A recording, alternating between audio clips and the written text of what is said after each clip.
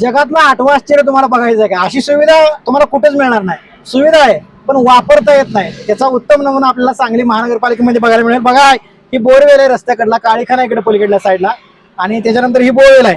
ही बंद नाही बरं का, ही बोरवेल चालू आहे. आम्ही हापसून बघितली, त्यातनं पाणी येते, पण पाणी भरायचं कसं आता हा प्रश्न आहे. नाही बघा, हात फक्त जातोय. आता पाणी भरायचं कसं? आता जनतेच्या सुविधेसाठी खरं तर ही बोरवेल काढली असेल, पण पाणी भरायचा हा प्रश्न आला. कारण आता इथं फुटपाथ वगैरे उंच केलेला आहे. सुविधा ह्या चांगल्या आहेत, पाण्याची सुविधा देखील चांगलीच होती आणि रस्त्याची सुविधा देखील चांगली, पण नियोजन मात्र कुठेतरी विसरले असं वाटतंय. खरं तर विचार त्यांच्या डोक्यात आला नसेल का, किंवा कसं याचं प्लॅन केला असेल? पहिल्यांदा यासाठी खर्च करायचा, पाण्यासाठी खर्च केला, एवढा सगळा खर्च केला, यामध्ये पाणी आहे, पाणी चालू आहे, आणि त्यानंतर हा खर्च. पण याचा उपयोग काय नाही. म्हणजे सुविधा तर द्यायची, पण उपयोग कसा घ्यायचा लोकांनी, हा प्रश्न मात्र इथं उपस्थित होतोय.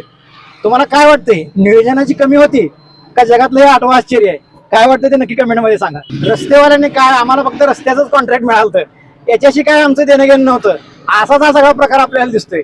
पैसा काय जनतेचा आहे, या सुविधा काय आणि नंतर पैसे द्यायचे गाड्याच्या आणि नंतर सुविधा द्यायच्या, आणि हे असंच ठेवायचं. माहित नाही आता याची सुविधेचा उपयोग कोणाला होणार आहे आणि कसा होणार आहे, आणि जनतेसाठी हे कसं देणार आहे त्यांचं त्यांनाच माहिती. कसं नियोजन लावले, पण धन्य नियोजन लावले.